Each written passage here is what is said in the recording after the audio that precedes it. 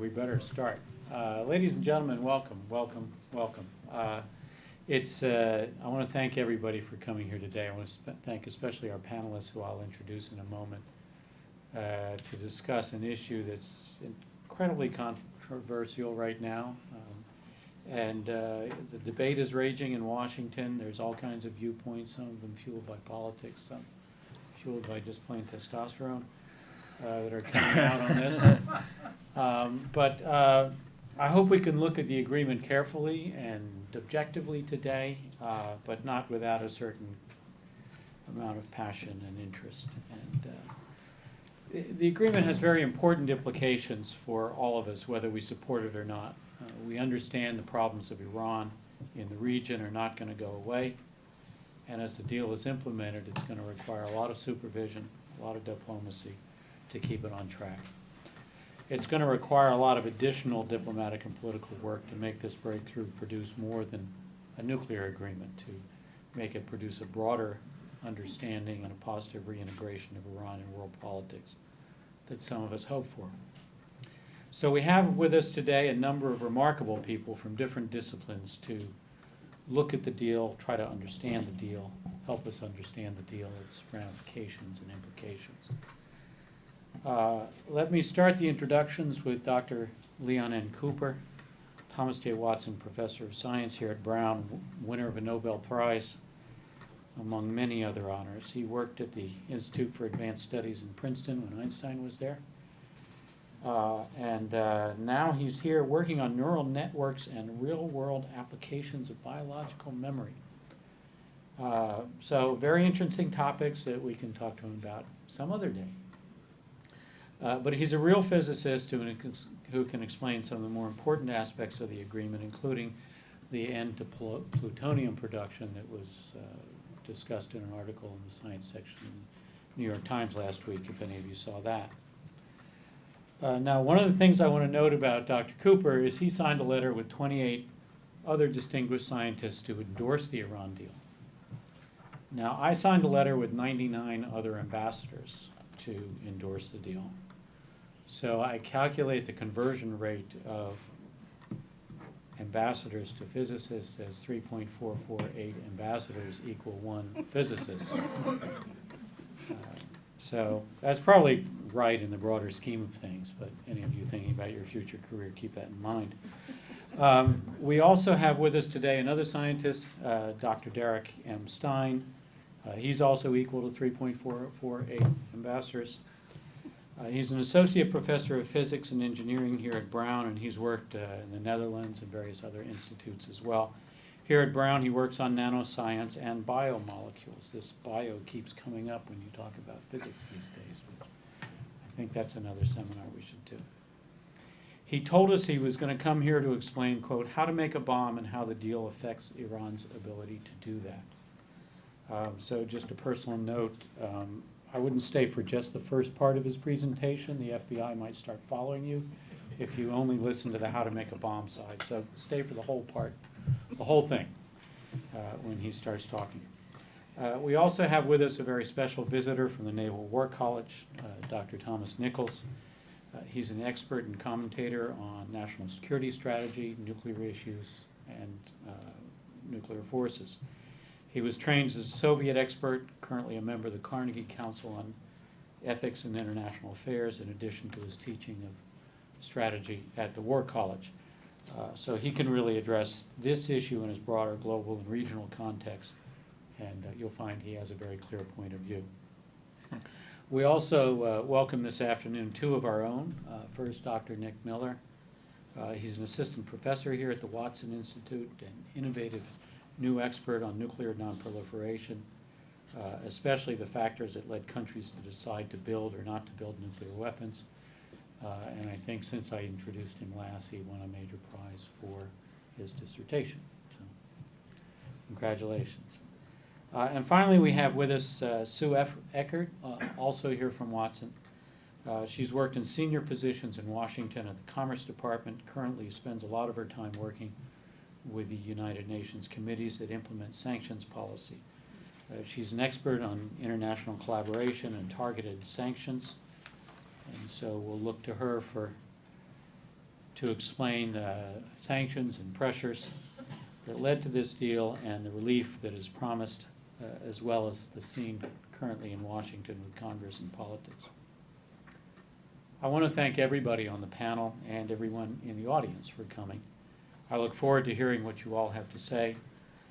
I'm sure we can all gain a better understanding of a debate that's going to be with us for quite a long time. As I've said, I've written an open letter to endorse the deal.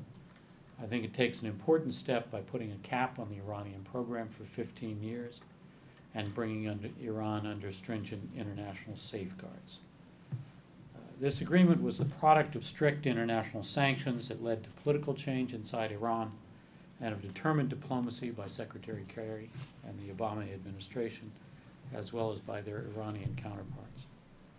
But I also recognize it's going to take very strict supervision and a lot more diplomacy and non-proliferation work, both with Iran and in the region, to make sure that the deal contributes to a more peaceful regional balance. So with that hope and those notes, let me turn it over to our panel. Each panelist is going to take about 10 minutes, leaving time for questions from you at the end. And I'd like to begin with Dr. Stein, if we can. Thank you very much. Please. How would I turn that? Just so I can show these. Christy, The Federation System Engineers. Who's our, I will use this one. should be just something? But it needs to That's project, moving, that's all. it's not projecting. Let me get someone. He's here. Okay, we project. Okay, I think I got it here. Here we go. Oh, there we go. There we go. And then what's the source? Podium PC, right? It's probably putting PC. Yeah.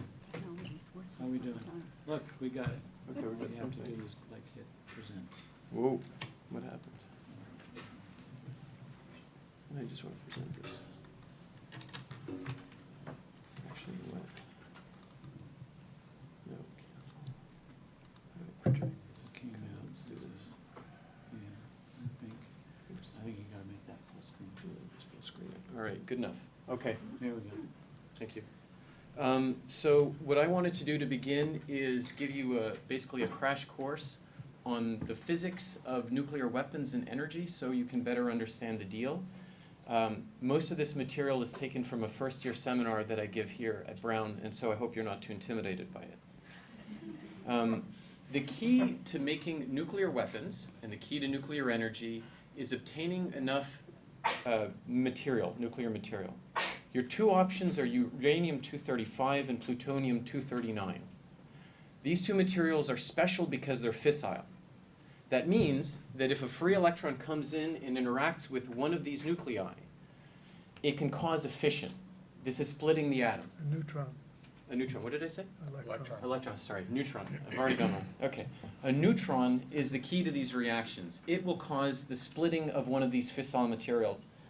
And the nucleus will split typically into two fission fragments, a few neutrons, and a lot of energy.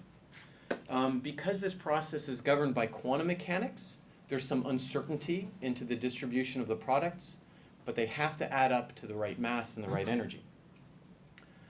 So at the bottom, here's a typical reaction. So uranium-235, which is in your reactor, has reacted with a neutron and formed two products. Maybe this is a useful medical isotope, maybe it's just nuclear waste. It's also produced typically two neutrons and almost 180 mega electron volts of energy, which is astounding. This one atom has produced about 100,000 times more energy than would be produced in a chemical reaction like the conversion of TNT into a big boom. The two neutrons that come out of these fissions is key to nuclear energy and to the explosives because they can be used to generate a chain reaction. If one fission creates two neutrons which create two more fissions, and each one of those creates two more and so on and so forth, and it happens very quickly, you can imagine that a tremendous amount of energy is released quickly. Kilograms of uranium-235 can be transformed into energy in a fraction of a second, fraction of a millisecond, because you only need this doubling process to happen about 75 times. and neutrons zip around close to the speed of light. So this is possible. Now, in order for this supercritical state to happen, you need enough material and you need it to have high enough purity, because otherwise, neutrons, let's say they're near a surface, they might just leave and not ever hit another uranium-235. You need lots of targets around, so the odds are that each neutron will interact with another nucleus. So to give you an idea, uranium-235, if you make a sphere out of it about the size of a bowling ball, that is a critical mass, as we say. Plutonium is more effective because it generates typically about 3 neutrons per fission rather than 2, and it's a bigger target slightly for these neutrons. So you would only need something about the size of a softball, a little bigger than that. Now, how you reach this critical mass is important. And so now I'm going to give you a bomb-making lesson. So to reach the supercritical state, you need to bring enough material together fast enough that as they approach each other, it doesn't heat up and just melt or blow apart like a conventional weapon. This stuff has to be in a state, you have to initiate it, so that this doubling and doubling and doubling can happen before all the material is spread and it ceases to be supercritical. The easiest material to do this with is uranium-235. And here is a design called a gun design that's very reliable. This is what was used to bomb Hiroshima. You take your 65 or so kilograms of uranium-235, purified to at least 90%, and you divide it into 2 parts. You call one part the bullet, the other part the target. When they're separate, they are not supercritical. They're subcritical. You fire one cylindrical bullet at one cylindrical target. These things fit together like so. The combination becomes supercritical. To get the thing kick-started, you need a few neutrons. So what you do is you add, let's say, an alpha emitter over here, something like what's in your smoke detector. And you put a bit of beryllium over there, which helps generate neutrons, and you've got it kick-started. There's your bomb design. This is reliable, so much so that the bomb that was dropped on Hiroshima was never tested beforehand. That's how confident people were. If you want to make a single nuclear deterrent, this is probably your best approach. I'm quite confident that a dedicated team of Brown students could probably make a working device given enough nuclear material. This is also the material I worry more about in the context of terrorist organizations and so on. Your other option is to use plutonium-239. Now, plutonium-239 also needs to be purified to above 90% to make it practical to create a nuclear device. But the gun design doesn't work. When you have plutonium-239, you almost inevitably have some fraction of plutonium-240. Very similar, chemically nearly identical, slightly different mass, but in terms of the nuclear physics, it's more unstable. And so as the bullet would approach the target, it would pre-detonate, and it would send the plutonium flying everywhere before it had a chance to spend time in the supercritical state, accumulating lots of this nuclear boom. So instead, what is typically done is you make a sphere, you hollow out a little bit of the center, and you enclose the sphere in carefully designed explosives. Conventional explosives squeeze the sphere together so everything comes zooming in at essentially the speed of sound, or even faster than it, from all sides at once. And it gets squeezed down to about twice the density. That's what sends it supercritical. This is much more complicated to achieve. If you don't organize your explosives all the way around so that they squeeze evenly, and you time it exactly right, then the plutonium will just squirt out of a place where the pressure was a bit too low. This one was tested before it was dropped on Nagasaki. The Trinity device was essentially a copy of what was dropped on Nagasaki. This, however, using plutonium has certain other advantages. It is what you would use to build a large arsenal. It is possible under the right conditions to breed plutonium so that you build up the stockpiles of nuclear material faster, and it is also sort of the basis of designs for more potent weapons like hydrogen bombs. If you are a state and you want to build a large nuclear arsenal, this is the route that you go. Now, we're lucky. Nature has made it very difficult to accumulate large amounts of these nuclear, these fissile materials. The only fissile material that's found in any kind of quantity in nature is uranium-235. If you dig uranium ore out of the ground, about 0.72% of it is the uranium-235 fissile isotope. Not nearly enough to make a bomb, but more than any plutonium you'll find. Now, to enrich it, you've heard a lot about centrifuges, and so I'll explain how that works. Uranium-235, fissile dangerous, uranium-238, more or less innocuous, have identical chemical properties. So you can't pull it out of the ore like you would gold in a gold mining operation. The only thing that separates them is a small difference in mass.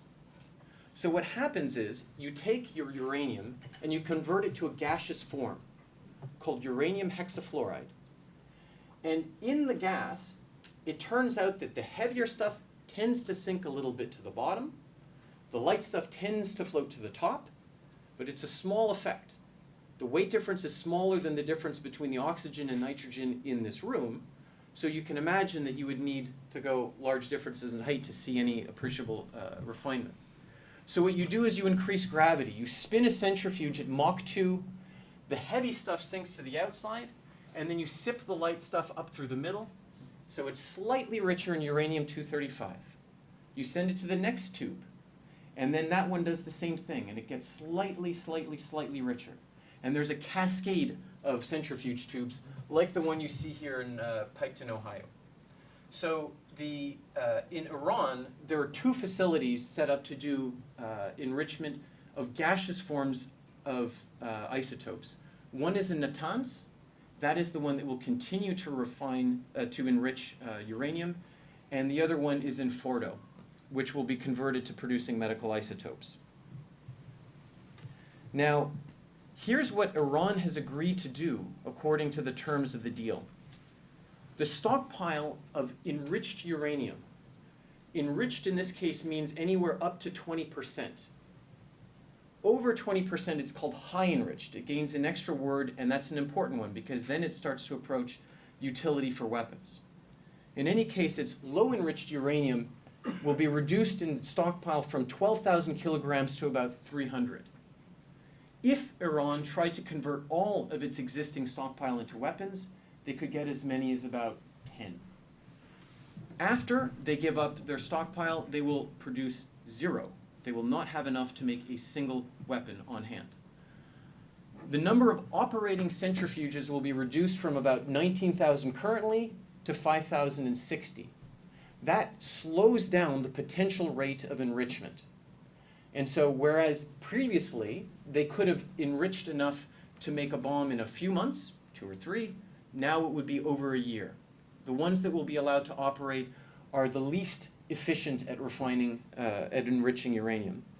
And then finally, and this is an interesting one, the limit to how much uranium-235 can be enriched will be only 3.67%, so nowhere close to the 90%, and this is something that can be strictly controlled. There will be cradle-to-grave monitoring of this. So from the mine, one can observe by satellites, by inspectors on the ground, the conversion to uranium hexafluoride can be accounted for, can be monitored. The enrichment of this stuff in the centrifuges will be monitored. And then when this enriched gas is then converted back into fuel pellets for reactors, that too will be monitored. Almost any one of these steps would be almost sufficient. Some of these, the enrichment certainly I think would be sufficient to say that they're not going to be bomb ready. But there are so many routes here that I believe that the uranium pathway to obtaining a bomb is solidly blocked. Like never before have there been measures like this to assure that a country is not converting so much material into weapons grade a weapons grade level enrichment. Now plutonium, second one. Plutonium you do not find in nature, just tiny trace amounts. What you do is you produce it in a nuclear reactor. So pellets like this contain uranium. Most of it is uranium-238, the sort of harmless kind. But when you assemble it into fuel rods, dip it into the core of a reactor, the neutrons floating around in this reactor are sometimes, about 15% of the time, absorbed by uranium-238, and it increases the uranium-238's mass by 1 neutron, 239, which destabilizes it. Then something happens to convert neutrons into protons. It's called beta decay. An electron is ejected, 1 neutron has become positive. Another electron is ejected, another neutron becomes positive. Now you've transformed the chemical identity of this from uranium into plutonium. Its mass is 239, and this material is fissile, and it can be extracted by chemical means. So you don't need to use these centrifuges. And so this is how you can produce material for a bomb. But not all reactors do this efficiently. If you have a nuclear reactor and you're fueling it with uranium-235, and let's say you were 50% of the way to the amount of material and enrichment for a bomb, but then you burn this and you create plutonium, and you end up with enough plutonium to be 20% of the way there, you're pedaling backwards. Only reactors in which the neutrons are not absorbed by the water that serves as a coolant and serves as a so-called moderator are useful for this. That's why heavy water, this is water that already has additional neutrons, so it's less likely to absorb neutrons during the reaction, are used. And what Iran is agreeing to is redesigning the reactor so that it does not produce significant amounts of plutonium, and my colleague Leon will talk about this later. So other measures to block the plutonium pathway to a bomb include redesigning this reactor. They've agreed to suspend all reprocessing. So this material that now contains some plutonium, normally you would extract the plutonium and save it to make a bomb, if you were so inclined. This material will be shipped out of the country with the small exception of some material which will be reprocessed under supervision to obtain medical isotopes. Nuclear medicine is an important application, peaceful application of nuclear technology to which Iran will not be restricted. And so I believe that this strongly blocks the pathway to obtaining a plutonium bomb. Okay. Other measures in this thing that go beyond plutonium and uranium enrichment, which in my mind are already sufficient, include access to suspicious sites. So if you believe that Iran is conducting experiments on explosives to try to develop like a plutonium-type detonator, what you would typically do is practice on something like uranium that does not have enough uranium-235, just the natural stuff. These kinds of tests are forbidden under the agreement, and within 24 days maximum, inspectors can get access to that. If you've done tests with nuclear materials and explosives, particles will be sent everywhere, and cleaning that up is not like cleaning your dishes. It is possible to detect particles down to 100 nanometers. Between 100 nanometers and a micron is simple. Swab tests can be done anywhere, environmentally, indoors, outdoors. It's, in my view, essentially impossible to hide these activities, even on year-long timescales, forget about 24 days. Okay, now, two more sets of personal comments. First, the non-proliferation regime. The NPT guarantees states like Iran an inalienable right to peaceful nuclear technology, and this deal respects that. Now, the NPT is approaching its 50th anniversary, and our attitudes, I think, have changed, and rightly so. In the 60s, we sent Iran a few kilograms of 93% enriched uranium. Today, we might think that that's a bad idea. We were a bit more gung-ho about these things, and right now I think we rightly want more security. Now, I believe that this deal offers an opportunity to rethink how we assure safeguards. to the fact that non-nuclear states will not proliferate. And so the template that is provided by this agreement, I think, can be applied more broadly. So yes, Iran has agreed to this for 15, 20, 25 years. Why not Canada or Japan, two countries that are, it's often said, a screwdriver away from a nuclear weapon? It shouldn't be just a weapon against our rivals. And then finally, the options. I think that we should adopt this agreement and enforce its provisions vigorously. At the same time, it's not just Iran's behavior that's at issue here. I think our own is. So what kind of options are we willing to permit a rival nation that wants to secure itself from a military attack? One option is to develop a nuclear deterrent. It's hard to miss the fact that nuclear-armed states don't get attacked. I think we should permit another option, maintaining transparency and respect and adherence to international agreements. And this agreement, I believe, gives us that path. It opens it up. And so it's as much Iran's responsibility to respect it as it is our own. If we start using these inspection provisions to gain military intelligence, to harass, or just to gain leverage on economic rivals who are signing deals that we don't like with Iran, then we do so at our peril. Thanks.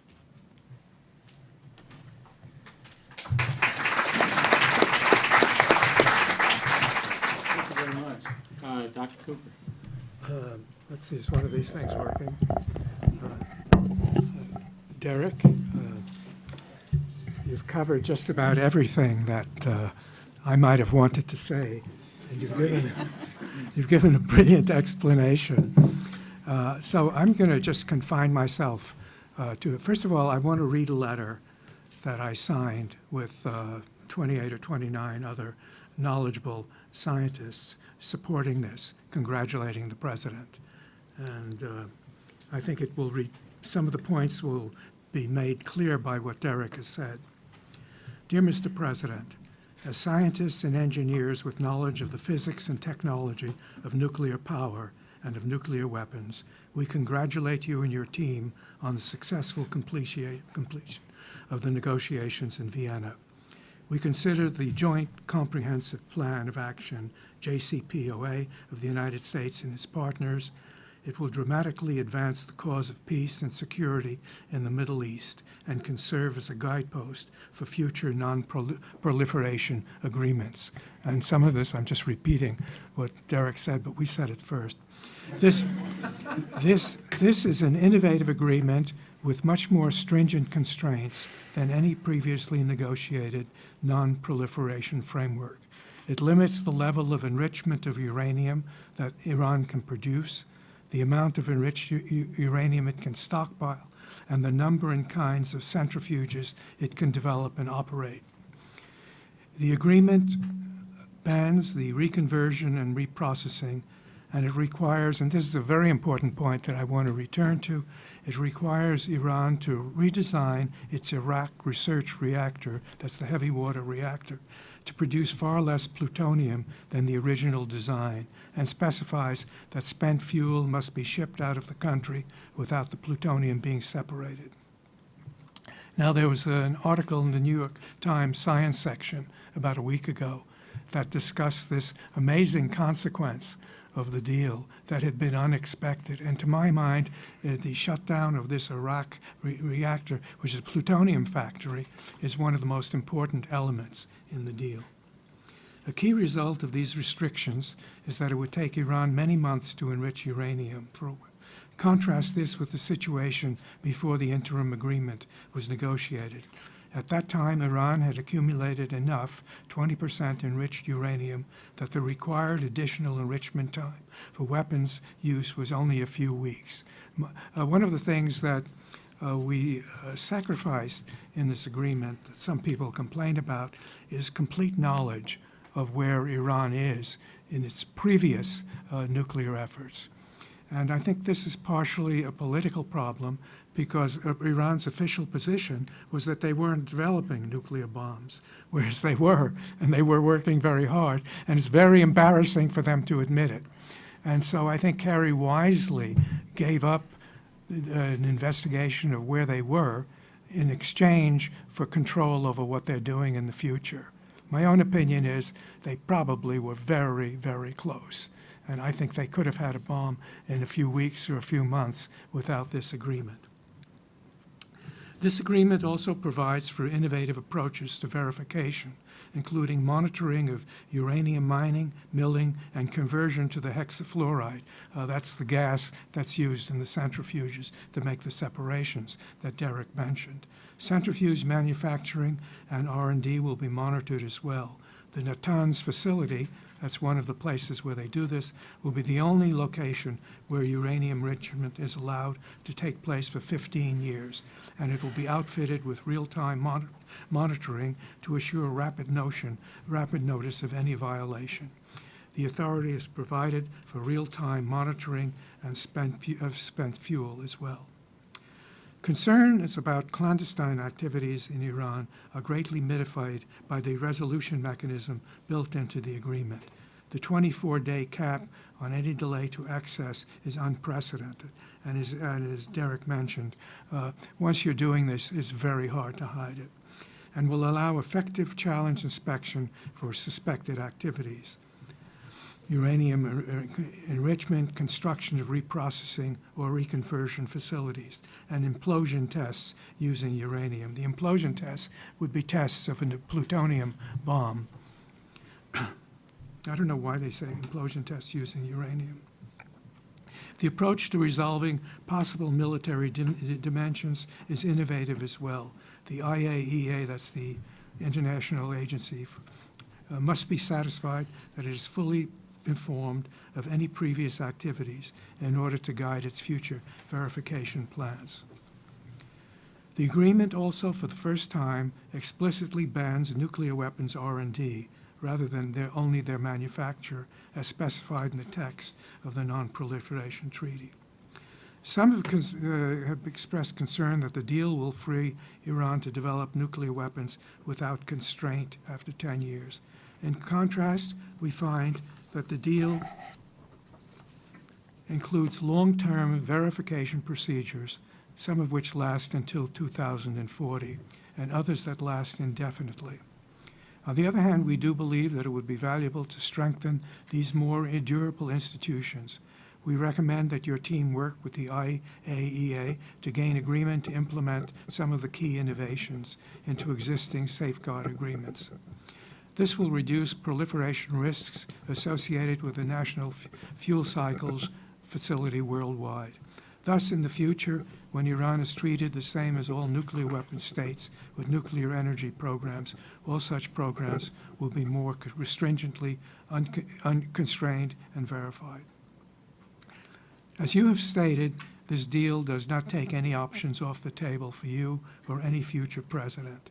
Indeed, it will make it much easier for you or a future president to know if and when Iran heads for a bomb, and the detection of a significant violation of this agreement will provide strong international supported justification for your invention. In conclusion, we congratulate you and your team on negotiating a technically sound, remarkably stringent, and innovative deal that will provide the necessary assurance in the coming decades that Iran is not developing nuclear weapons, and it may make it possible to stop further nuclear proliferation in the Middle East and around the globe, signed Richard Garwin and 29 others of us. So that was the letter we sent, and as you see, many of the things refer to what Derek was saying. Now, I would like to say that, in my opinion, the only options we had in stopping Iran from developing a weapon was an agreement or war. Without an agreement, they can have a weapon in, I think, a few months. Well, we could also have a war, but I personally think that's not a very wise choice. We may have to have a war eventually, but we don't know what's going to happen. Iran in 10 or 15 years may be a totally different place. There's a whole new generation growing up. It's not that they love the United States, but they want to be part of the world. And part of what goes on in Iran is a contest between the hardliners and the new generation that simply doesn't want any part of it. It's what's going on right now. It will be going on in the elections next February. And one of the things that the current prime minister wants to do, or president wants to do, is to have as much amelioration of the internal conditions in Iran, which are not very good, so as to show that he's making progress. Now, I would just like to say a word about the reactor at Iraq. Now, as Derek mentioned, you need a heavy water reactor to produce significant amounts of plutonium. And this was one of the most worrying things. That reactor, if it's operating, is a plutonium factory. And it was the same type of reactor, weapons-grade plutonium factory, that India and Israel used to get the material for their bombs. And part of the agreement, and as I mentioned, this is mentioned in the New York Times article that was really amazing, is that Iraq has agreed to reconfigure this heavy water reactor to make it incapable of producing significant amounts of plutonium. It will be converted to a reactor that can produce radioisotopes for medical reasons. And in my opinion, this is the most stunning part of the agreement, because with this plutonium factory, they can manufacture plutonium ad nauseum. And as I mentioned, it's what Israel and India used to get the material for their bombs. So anyway, I'm perfectly willing to open this up to questions if anyone has them. Thank you very much.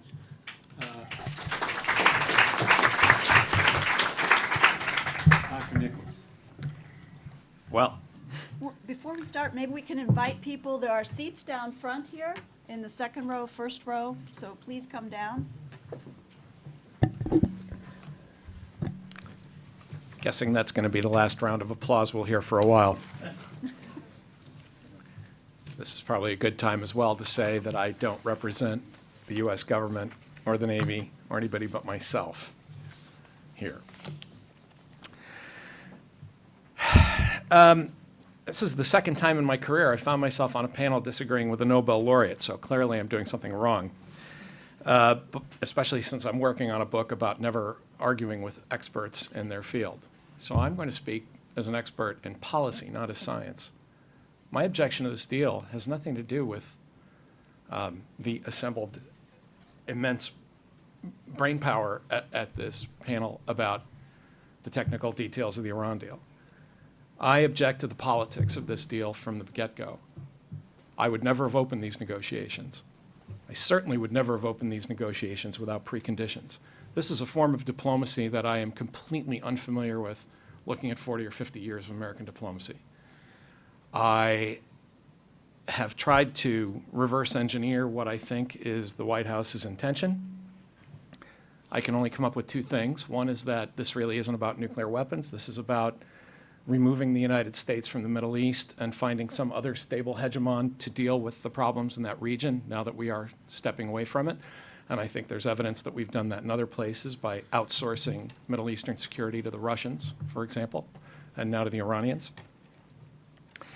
And I think it was a desperate search for a legacy item. Anybody who thinks that a treaty like this, and it should have been a treaty, that anything like this that can be separated from domestic politics in Washington is kidding themselves, either for or against, whether pro or con. I think the deal ends up empowering a terrorist state, feeding it billions of dollars that it should not ever have access to.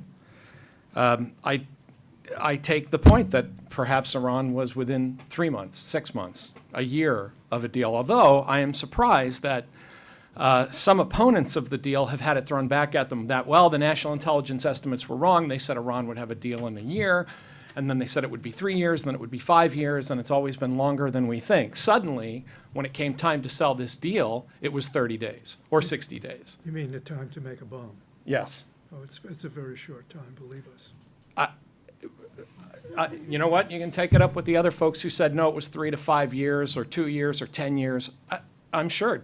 I have no doubt that the Iranians could do it in a much shorter time. I'm saying that the arguments to sell this deal changed repeatedly over time.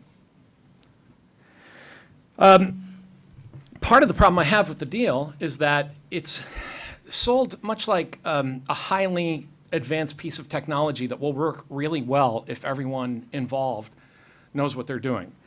In my view, this deal works if Iran is not Iran and becomes less Iran-like over time, and we've already heard that part of the huge gamble we're all taking here is that Iran is somehow going to be less like itself in 10 years instead of more, despite this massive infusion of cash with no demand that they cease their anti-status quo terrorist activities.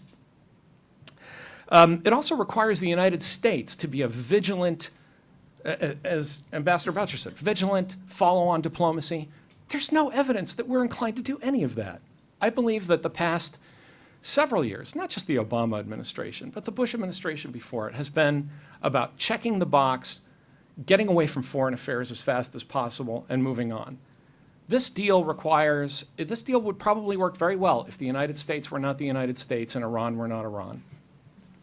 To me, and the best analogy I can give you, it's like someone telling me, look at this 777 Dreamliner.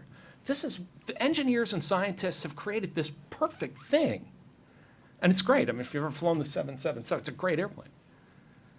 But if I find out before I board that the mechanics are substandard and that the pilots are drunk, I'm not getting on it. I don't care how good it is. I don't care how well it was designed. If the pilot and the co-pilot are completely drunk and can't fly the plane, then the engineering and the science don't mean a thing. And that's my primary concern. I trust the scientists. I believe them. And let me just add something on a personal note, because those of you who don't know me, and many of you who after this probably won't want to, but my colleagues here at Brown know that actually when it comes to nuclear weapons, I have some pretty hardline attitudes about getting rid of nuclear weapons. I hate the damn things. I've argued, I went to Stratcom last summer, the US Strategic Command, and stood in front of 700 deterrence professionals and said the United States should engage in unilateral nuclear reductions. You can imagine how that went over. So this is not because I have some innate love of nuclear weapons, or I think that they're magical, or that we ought to have more of them. If anything, I've been in print explicitly, repeatedly, and at book length that the United States, along with other countries, should shed themselves of their reliance on nuclear weapons. And part of the reason I'm so infuriated by this deal is I think this does nothing to do that. I think, if anything, this convinces other rogue states that waiting out the United States with hardline diplomacy means that eventually we cave and we ask nothing in return. Because what I really think is going to happen with the Iran deal, well, there's a best case and a worst case. The best case is minor violations of some kind that are never pursued. Remember, we've made a deal that requires the goodwill of Vladimir Putin to help it keep operating. What diplomatic concept has made us think that Vladimir Putin has an interest in helping us contain a potentially nuclear Iran is still a mystery to me. But again, it won't be anything as easy. This argument has been full of straw men, that there will be a violation, and then we'll go to the UN, and everybody will, even if the Russians dig in their heels, we'll veto it, and the sanctions will snap back. It doesn't work that way. We'll argue about, was it a violation? Is it a violation? Well, let's think about whether it's a violation. Well, let's argue some more about it. And then, well, all right, if the UN decides, and then the sanctions go, but they're not really sanctions. And the Russians claim that what they're doing with Iran isn't really a violation of the violation on sanctions. And everything gets slow-rolled until years and years and years, until we are just worn down and tired of the whole damn thing. And we just forget about it, because then it becomes the new normal.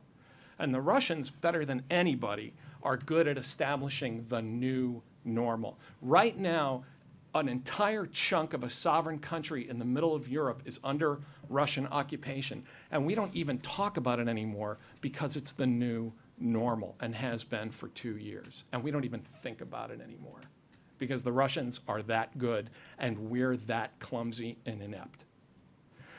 Finally, the worst case is that once the Iranians get their money, they give President Obama a decent interval to vacate the office and collect, or he and Secretary Kerry collect another Nobel. They say, this agreement simply doesn't serve our interests. We're out of this. We're done. At that point, the United States says, well, then we have to reimpose the sanctions. and Russia and China and the European Union and everyone else who's been making a lot of money says, you know, is it really that bad a thing? We had a couple of years. It bought some time. Everybody did well. Let's just move on. Because, again, it'll be the new normal, and we're just too tired to deal with it anymore.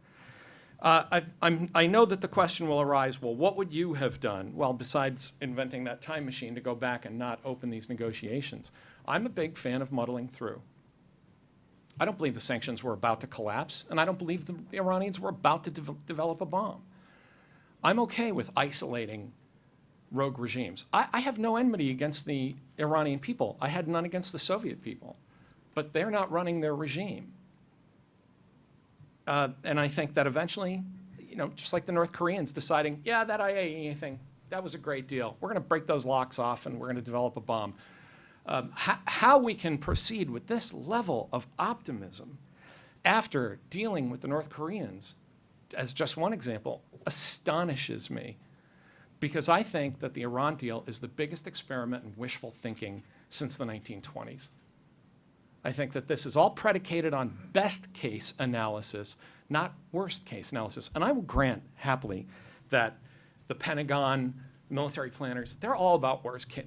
You know, these are the guys that up until the 1930s had war plans with Canada, you know, just in case that northern menace, you know, suddenly appeared. On the other hand, I think that the Iran deal supporters have made the exact opposite mistake. They have best cased everything with optimistic assumptions. Optimistic assumptions about the nature of the Iranian regime, about how the UN functions, about the commitment of the United States to see this through. And I want to knock down one last straw man. War was never an option. And I never, actually, speaking only for myself, I never advocated war as an option. I don't think you can go to war against 70 million Iranians in the middle of the Middle East. I think that's a terrible idea. But I think it was an immense, mendacious bluff for the administration to constantly say, well, hey, it's this or it's, well, you know, things happen. This is the same administration that couldn't bring itself to use cruise missiles against a guy dropping chemical weapons on children when the world, including our own allies, was behind him. The idea that Barack Obama was going to launch a war against 70 million people in the middle of the Middle East is so risible that it is almost an act of contempt that it was floated as an idea to the members of the United States Congress or to the American people. It was never going to happen. Now, whether the Israelis are going to start a war with the Iranians is a different matter. I don't know. I don't speak for them either. But this notion that if people didn't support this deal, the United States government was suddenly going to find itself reaching for the sword of nuclear justice, I find, again, risible is the only word I can use. So, in sum, I don't think that this deal is going to work the way people think it's going to work. I think it's going to become mired in trivia and scientific detail that no one will understand and no one will care about. The Russians will slow roll us into utter languor at the UN because they're very good at it. Eventually, we'll cease to care about it. And when the Iranians are finally done with this and feel that it no longer serves their interest, they'll walk away from it. We keep hearing about 10, 15, 40 years. This thing is not going to go the distance. And I hope, let me end on the most optimistic note I can say, I hope I'm completely wrong in every way. Is it possible to say a few words? Thank you. A very clear point of view. Appreciate it. We'll get on. That'll create a lot of questions, so we're going to get on with the other speakers. Nick, Dr. Miller. All right, I'll try to keep this pretty brief. I've been running a little bit over, I think. The main topic I want to address is the implications of the agreement for the non-proliferation regime, broadly speaking, and also U.S. non-proliferation policy. But I'm publicly on record as supporting the deal, and I want to say a couple words in counterpoint to Tom, just to stimulate some debate. So dozens of non-proliferation specialists, as well as physicists, have attested the fact that this agreement puts really stringent limits on Iran's ability to produce the fissile material it needs to build a bomb. It's going to be much more difficult under this agreement than without the agreement. It is true that many of these limitations expire after 10 or 15 years, but Iran is a party to the NPT, and they will still be barred politically from producing nuclear weapons even after that 15-year span. As was mentioned earlier, it's possible that Iran's domestic politics will actually evolve in a direction that leads to more permanent limits on its nuclear program. This isn't guaranteed. As Tom mentioned, maybe the Iranian regime will just dig in its heels, but it's possible that if we buy time, we actually get a more favorable regime in Tehran. It is, of course, possible that Iran decides to violate the agreement, covertly or overtly, but the deal is actually not based on trusting Iran. It's not based on believing Iran will become not Iran. It's based on verification. The stringent inspection provisions under the agreement, which include things as extreme as monitoring the supply chain for Iran's nuclear program, make it much more likely that we actually detect a covert program. This makes it much more likely that Iran will be deterred from going down that road, and it makes a military strike more viable, if necessary, at some point in the future. I think it is reasonable to worry that Iran will take some of this $50 billion in sanctions relief and use it to support its proxies or to destabilize the Middle East further. The point that I think is missed in this debate often, though, is that if Iran were to get nuclear weapons, which this deal will help prevent, they would be in a much better position to foment instability. They would basically be immune to conquest or regime change. This would allow them to act much more aggressively than they would with an extra $50 billion. So Iran with nuclear weapons is way worse than Iran with a few extra $1 billion. Even if Iran spent all of this $50 billion on wreaking havoc in the Middle East, which it definitely will not, it has to repair its economy, this would be equivalent to less than 10% of the US military budget for 1 year. So $50 billion for Iran is not going to lead to a realignment or a complete destabilization of the Middle East. The deal is not perfect for the United States, I'll be the first to admit that, but it came out of negotiation, and that involves compromise. In the absence of an agreement, Iran's enrichment program will continue unabated, and I think this will either lead to a nuclear-armed Iran or a military strike, neither of which are really great alternatives. Okay, so to turn to the implications of the deal for US non-proliferation policy and the US non-proliferation regime, I think they're pretty positive, actually. If you actually zoom out a little bit and look at nuclear history in its entirety, which pundits usually do not do, you would see that the Iran case actually represents the most stringent and coordinated international response to a nuclear program ever in history. Iran has faced a decade of very crippling sanctions, and it still doesn't have nuclear weapons, even though it's been seeking them for literally 30 years, and they still don't have a bomb. This is not going to appear as an attractive path to potential future proliferators. They're not going to want to face a decade of sanctions and 30 years of no progress. That is not something that is going to encourage further proliferation.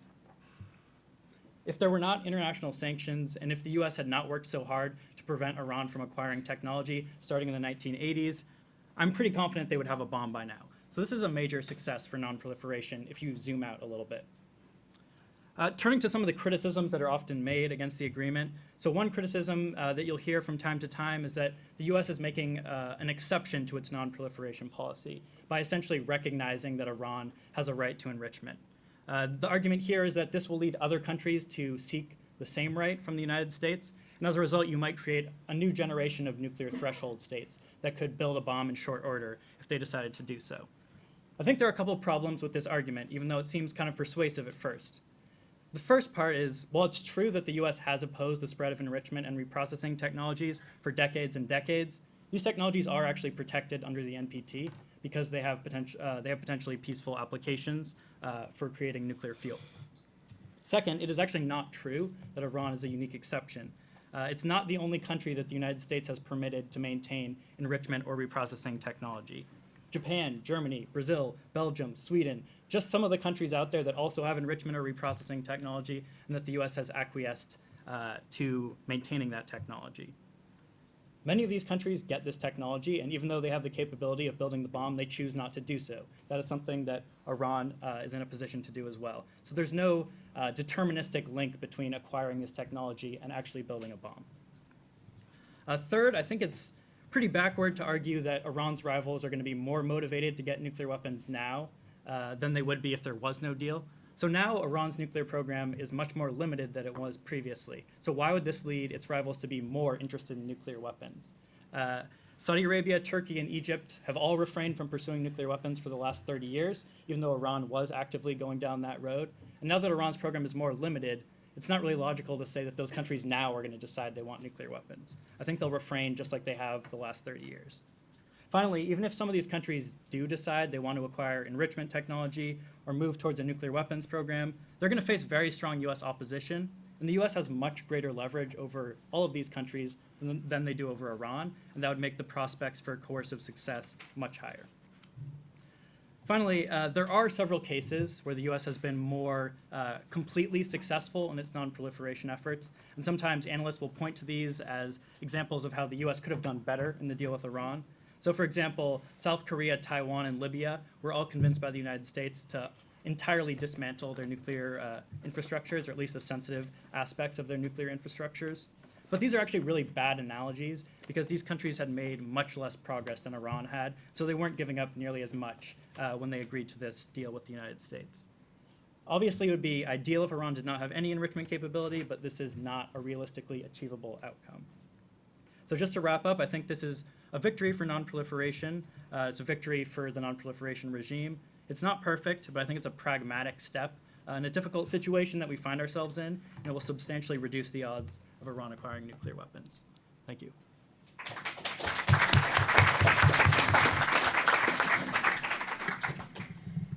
Okay, Dr. Miller wins the prize for being succinct in under 10 minutes. Now we turn to Sue Eckert and see if she can match his accomplishment. I can't, automatically. You know, it's interesting because when we were putting together this panel, we were concerned about doing so in a timely way, meaning when Congress was going to take up the resolution of disapproval. But even though the outcome of the Iranian deal in the context of Congress is no longer in doubt, the issue is far from over. And in fact, there is continuing relevance of this issue as a prominent political issue. This is going to be something that's going to be a key part of the presidential campaign next year as we move forward to implement and enforce. And there are significant ongoing foreign policy implications, particularly for U.S. policy in the region, that we're going to continue to deal with over the course of time. So even though the congressional consideration was last week and there's going to be another vote this week, this really is just the beginning of the American discussion of this issue. And one of the reasons why I'm glad that we're having this, because I think the more information that is out there to understand the issue, the better. Because there's a lot of misinformation, there's a lot of confusion with regard to aspects of this. And so I think that the one thing that is true, and I think that we would all agree on here, is that nothing about this nuclear deal is simple. It's a very complicated process, which has lent to a lot of confusion, and I would characterize it as, at times, outright misrepresentation, and sanctions are a prime example. So I'm going to focus my remark on the sanctions. It's a greatly misunderstood but essential aspect of this deal because it was the quid pro quo for Iran to come to the table and to give up and allow restraints on its program in order to gain sanctions relief. There's no question that sanctions were very instrumental in bringing them to the table. I'm not saying they're the sole reason. There were a lot of other things, but that the Obama administration, in my view, deserves a great deal of credit because they strengthened the sanctions beginning in 2009, and most importantly, they multilateralized them. Through the UN Security Council, they made it a requirement of all member states that they adhere to basic sanctions, and they went out and negotiated with the EU to put in place the most impactful sanctions, which are on the oil and energy sectors and the financial sanctions. So the joint, the JCPOA calls for an unwinding of the sanctions on Iran. But in order to understand that, you really have to understand the complex web of sanctions that exist. And these are at a multilateral, regional, and unilateral level. And it's important to understand, too, that not all of these go away. Some of them are going to continue. So there are three groupings. On the multilateral basis, first you have the UN Security Council. It's focused on Iranian nuclear and missile activities. It had the designations which froze assets of individuals, prohibited travel for 43 individuals, 78 entities, and it also focused on nuclear and missile technology, goods and technology. On, and I'm going to use this term, implementation day, I'll define what that is, but the restrictions on those Iranian exports, most sanctions on individuals will go away, but restrictions on Iranian exports of arms and missile for example, to Hezbollah, continue.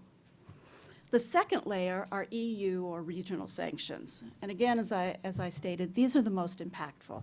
These are transactions on Iranian banks and financial institutions. This includes limiting access to international financial transactions through the SWIFT, the messaging system, a ban on the import and export of Iranian crude oil and natural gas. And this is, for example, 20% of Iranian oil exports had gone to the EU. And similar measures were imposed by other partners, Japan and South Korea and others. I won't get into the effect, but I think it is very clearly that there were declining oil prices had an important effect. But, for example, the Iranian economy declined by about 5% just in 2013, and prior to that, there was an incredible constricting of the Iranian economy, which was felt across the board. The prohibitions on Iranian oil and energy investments will be removed with the implementation of the JCPOA.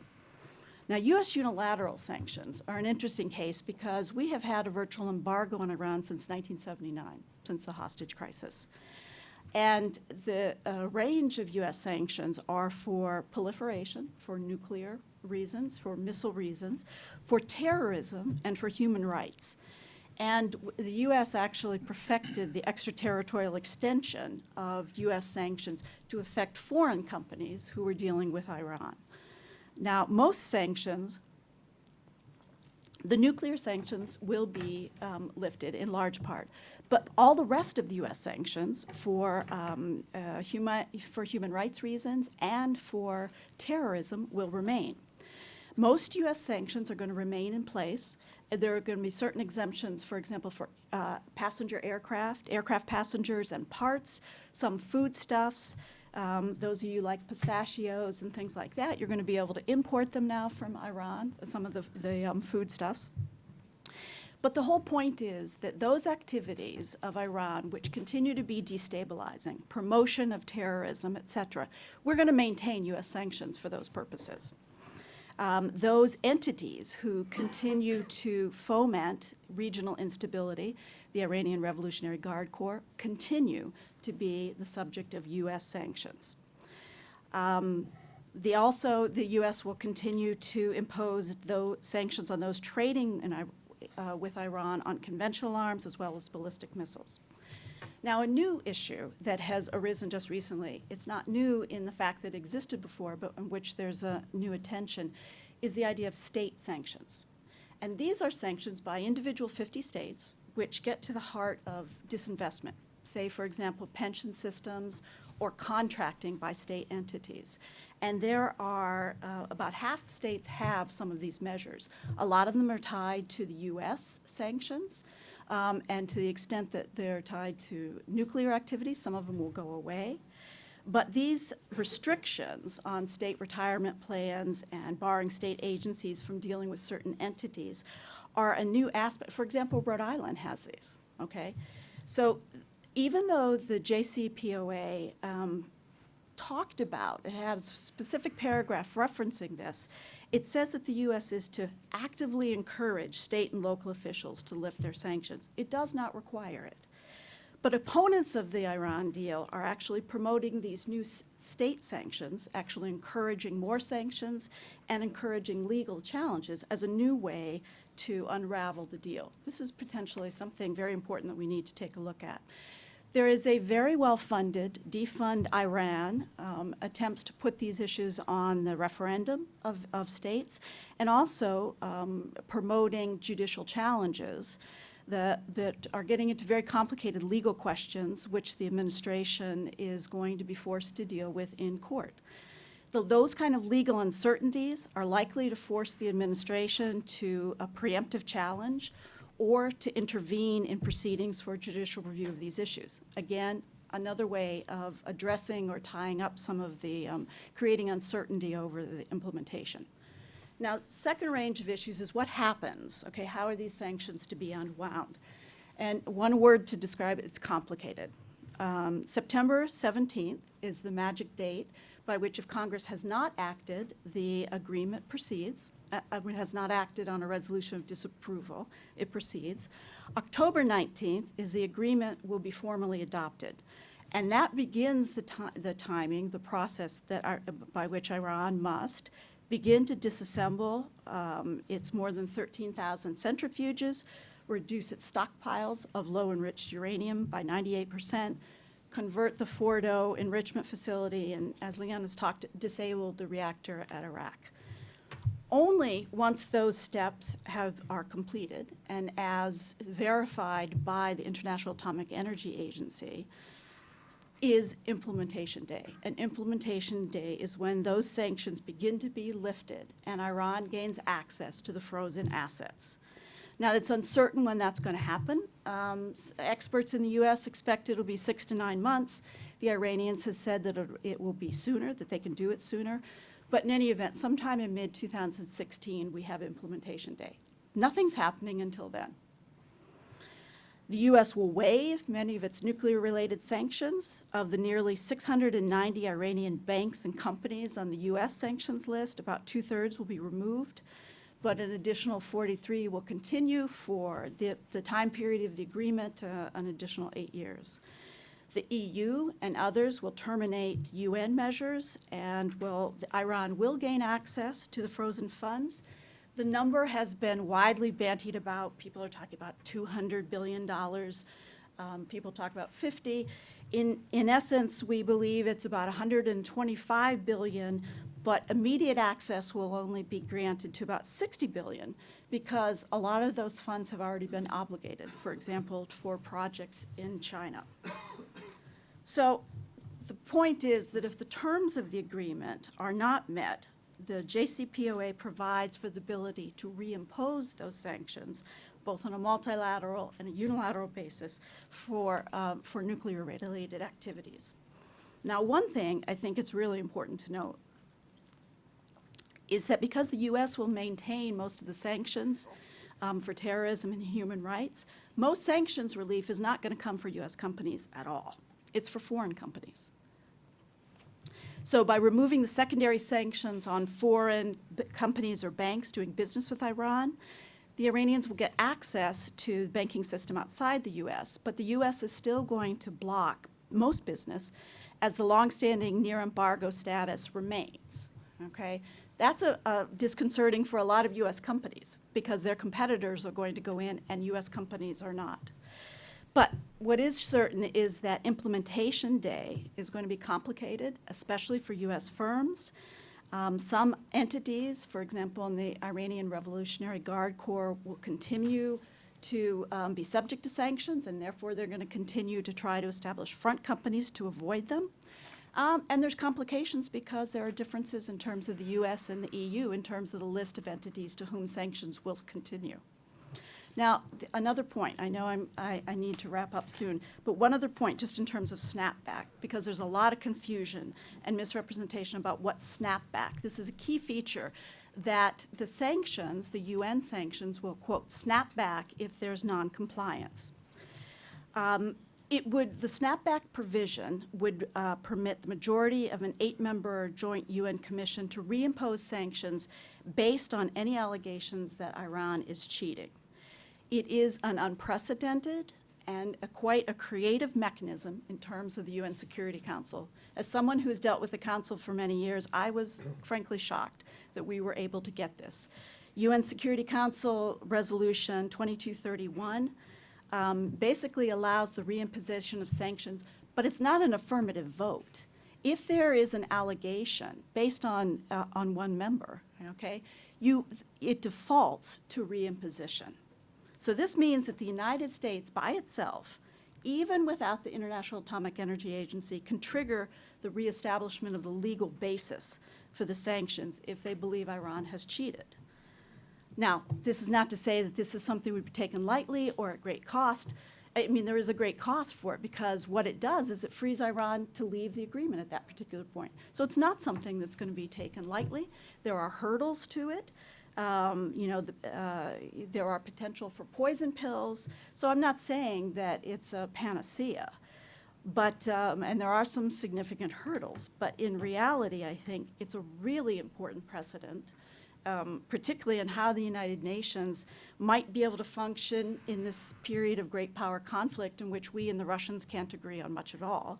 There are no other examples in which the Security Council has voted to disenfranchise future councils and create legally binding decisions on the say-so of a single member. So I think it's quite extraordinary. Finally, the role of Congress. This has been an extremely polarized debate. As someone who used to work for the Congress, when you witness what we had this last week where the Tea Party hosted the event on Capitol Hill, I was quite amazed. The Senate, in fact, has 42 senators voted to filibuster and to keep the deal from the Senate floor. The Democrats blocked the GOP from consideration and went far beyond the 34 votes needed to sustain a presidential veto. But the Republican leader has called for another vote this week, hoping that some Democrats will change their mind. And it's sort of a reminder that in the current political environment on Capitol Hill, nothing's ever over and everything is continually relitigated.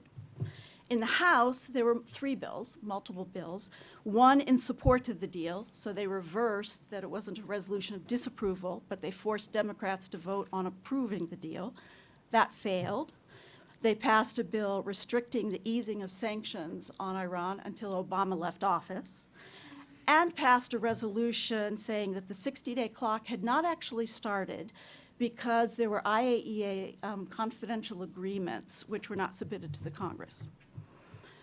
I think when we had a panel back in April, we talked a little bit about the process, and I was actually quite disappointed that the administration had negotiated this process for congressional review. In retrospect, it was a brilliant strategy. It was shrewd in terms of the way that they negotiated congressional consideration in exchange for the sanctions waiver authority. But the congressional consideration of this is just beginning. It's been compared to the Obamacare of foreign policy. It represents the opportunity for the Republicans to use this as a campaign issue. And there are going to be continued for as long as we can see, attempts to derail, to roll back, and to undermine the Iranian deal. And so this is not going to go away. This is going to be with us for some time. There are going to be more votes in the House. There's going to be efforts to renew sanctions against foreign companies and new sanctions, as well as the whole question of litigation. So this is something that will move on to the next phase of implementation, but this is going to be an issue that will continue to be with us for some time.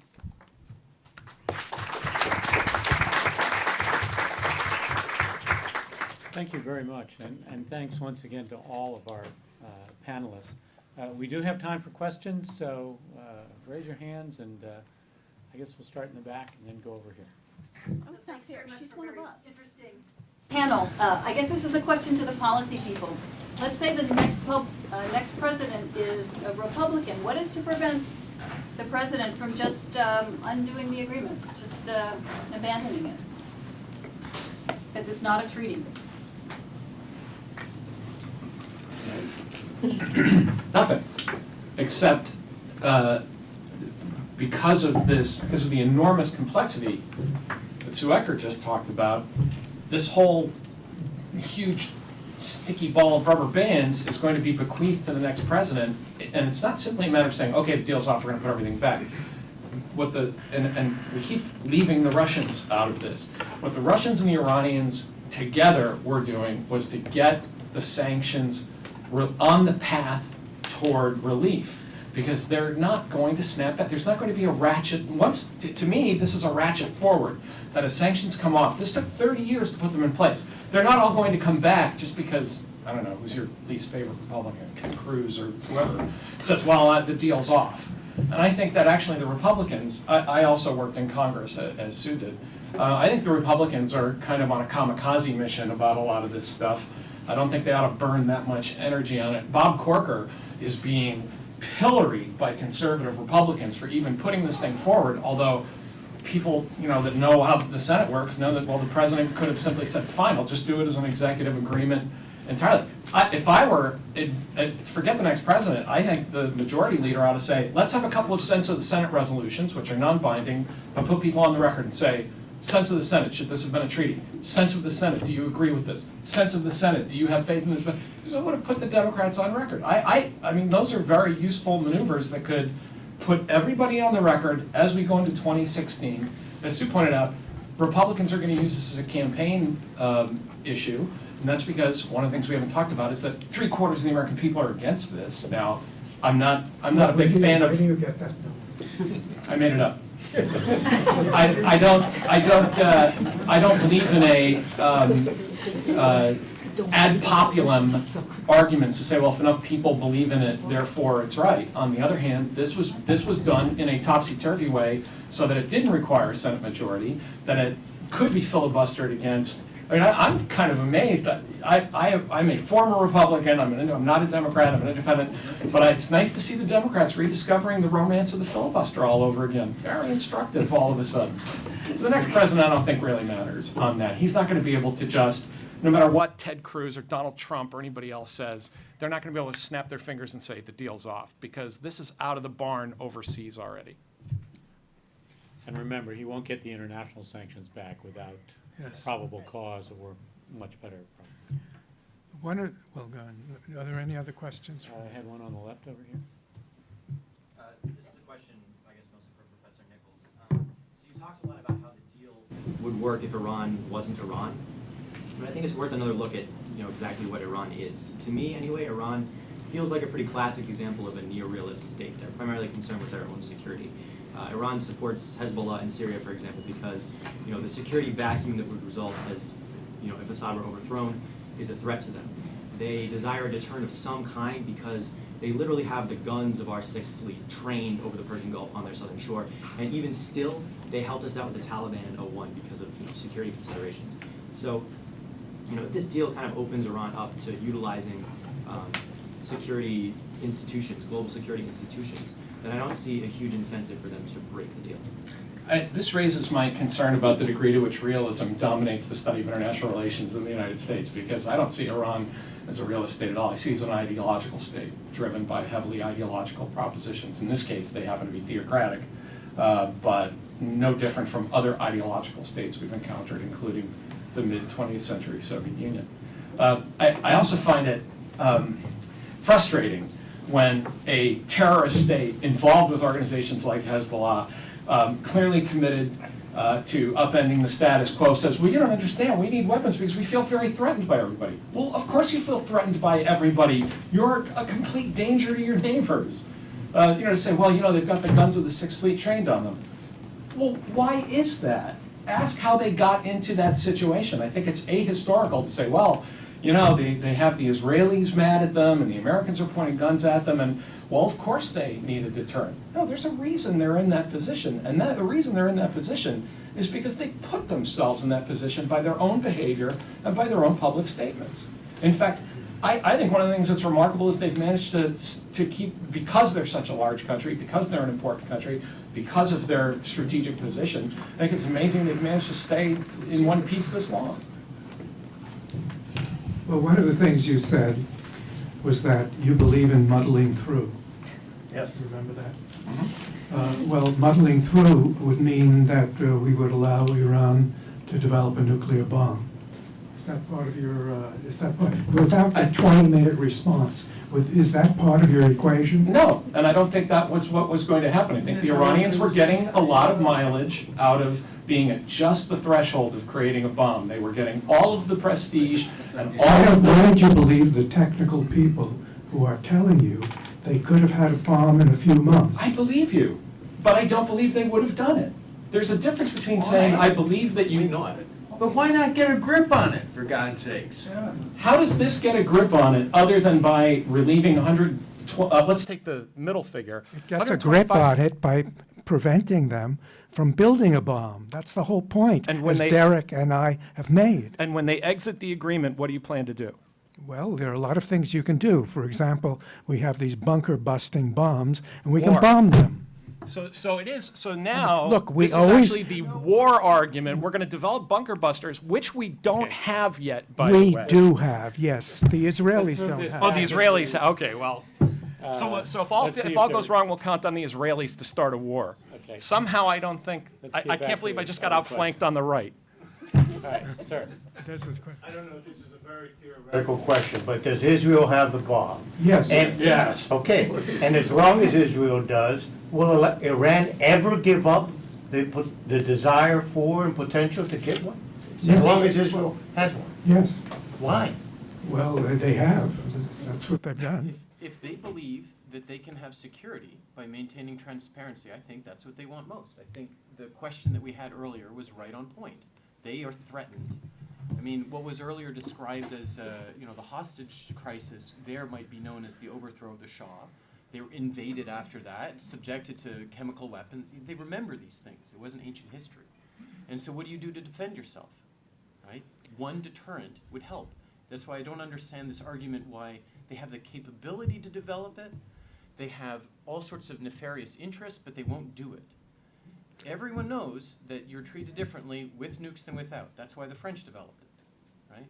And so if we can give them a different option, if we can teach a different lesson to the world, that it is possible to be secure by being transparent and by respecting international obligations, I think there's hope. If Iran were the kind of country to be transparent and respect international obligations, none of us would be sitting here today. I don't know why you pick. I mean, they are not as monolithic as you think. I mean, there is the conservatives. There are the guys who want to keep the thing the way it is. And there's a whole younger generation who would like to be part of the world.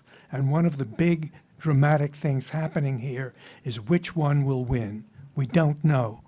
But there is a chance that the young people who want to be part of the world and who are tired of this garbage will win. Didn't Ronald Reagan send somebody with a cake based on this theory once? I don't care what Ronald Reagan said about anything. I mean, he can go back to acting in his great B movies as far as I'm Okay. concerned. Let's do more questions. John, you have one? Point, if there are any Iran specialists in here who could speak to what the impact of lifting of sanctions would actually be on Iran, that might help. So how will internal politics change? Will it at all? Is it a monolithic entity or not? We do have some people who know Iran much better, but I would just say that there is a U.S. intelligence community estimate on this particular question about what the funding that will be freed up when Iran we have implementation day, what they're going to do with it, because there's been a lot of speculation about what will happen. Are they going to use it to further destabilize, fund Hezbollah, the Houthis in Yemen, and also support the Assad regime? So what are they going to do with it? 2 points. One, they've been continuing support for those activities even under sanctions. Okay, and two, the way the intelligence community has spun this out in terms of scenarios is that based on the expectation of the domestic Iranian constituency, there is such pent-up demand and frustration with the economic situation that a majority of it is going to go for domestic economic rebuilding, for infrastructure, for bringing in Western goods, et cetera. And that to not do that, the Rouhani administration is actually going to be under very significant pressure. And that therefore, is some of that money going to go for other purposes? Yes, likely. Is it going to make a significant difference? Probably not. And if they don't deliver on the promise of sanctions relief to better the life of average Iranians, the regime is going to be in very serious trouble. I'm going to ask some of the people who deal with I Iran. just want to back up that point that there's an election in Iran next February, and Rouhani, he wants to show some significant progress to win that election. Don't you think that's part of the game? Yes, and that's one of the reasons why they're really rushing to try to implement as quickly as possible. Can we get somebody else to talk about? Yeah, we have Joanne Hart, who is a part of the Watson Institute and who is an Iran expert. Joanne might like to address this. Thanks. Well, first of all, thank you for the panel. And I actually have a question, but just to address the issue about Iran, Sue Eckert just said it very well. And I think it's difficult to try to counter you, Professor Nichols, because we're talking about something that hasn't happened yet. And so when we look for the future, if it were you and I speaking ourselves, we would each pick up different data points to try to forecast what's going to happen. But the data points that Sue's pointing to, I think, are very important ones. When the first part of this agreement got signed at the end of 2013, January 2014 was the first time in Iran that the first bit of sanctions were going to be lifted. And it was like a countdown to New Year's across the country in Iran. I listened to it overnight on BBC, and they were counting down 4 hours and 10 minutes, 2 hours and 30 minutes. And everybody, I mean, you know, hyperbolically everybody, but most people in Iran were highly aware of the fact that the first little bit of sanctions were going to get removed. So I think it's of giant, unprecedented significance for Iran that they are getting a chance to join the international community. And it's a longer answer about data points, but I think they've been trying to do this for some time, and it's really been the US who hasn't been interested in that. So now we have what's really making this work is that American leaders and Iranian leaders are on the same page at the same time. And I have no doubt, and actually I like the idea of the experts. We have the scientific community weighing in so heavily on this. And I guess I would also submit to you, it's not just me, it's every Iran specialist in the country, and many international Iran specialists have put similar letters, and there's giant, enormous consensus among regional specialists that this is the way forward for Iran. And, you know, again, we will, I'm sure we'll talk afterwards, and we can disagree about this, but I think that the Rouhani has staked his presidency on the success of this, and that there is too much at stake for Iran. They must go in this direction. And I guess the last thing I'd say is I'm surprised really about there being a doubt about this, because when I think about, I've taught American foreign policy for many years, I'm a political scientist, and when I think about what we believe in terms of international relations, we believe in market liberal economies changing the way that domestic politics works. And I think that this is going to be a case that we'll see, but of course can't demonstrate that yet because we have to wait, and we'll have to compare notes later. So thanks for letting me say that. I had a factoid that Leon had asked me about. He asked me where I got that figure about public support. Last Quinnipiac was 57% of the American people are against it, 28% support, what the rest don't know. So the 3/4, 2/3 in my head was either against it or don't know. But the current Quinnipiac, the most recent Quinnipiac polls, 57% of the American public oppose the deal, 28% support. So that's everybody has. What percent of the American public understands the deal? Well, okay. Whoa, wait a minute. If you want to say the American public, okay. If you want to redefine democracy, and I'm okay, because I'm kind of an elitist about this myself. If you want to say the American public's too dumb to understand arms control agreements, fine. As were the members of the United States Senate were elected. All right, Never this forget. is a more fundamental question here. We got time for one more. Oh, well, You have a question. Thank you. As I said, I think it's great that we have this panel, but to me, the thing that we hear the least and understand the least is the role of the sanctions. So I just wanted to give Sue another minute. If you wanted to explain to us, sort of, you made a very good, you gave us a good sense of that there are many things left to come now, and I wonder what we should be keeping our eye on. How will we know if there's judicial challenge, or how will we see the state level, or whatever you think the big ticket items on sanctions that we should be, you can help us pay attention to? The well-funded effort to oppose this deal is continuing. I mean, there was $20 million just in ads in papers, right, and public announcements, et cetera, to oppose this deal. So what you're going to see this continue I think that in terms of the future issues, this is something the Congress has oversight responsibility, and we're going to continue to see congressional hearings. I actually think that this next phase in terms of implementation is critically important, and I think that the administration is really going to take the initiative to try to move on from the deal itself and to put in place a regional strategy which tries to assure allies. I mean, we've already talked to the Netanyahu didn't want to talk about the security package that the Obama administration has proposed, but it's quite significant. We're talking billions of dollars of arms sales to Saudi Arabia. We're talking about significant regional enhancements.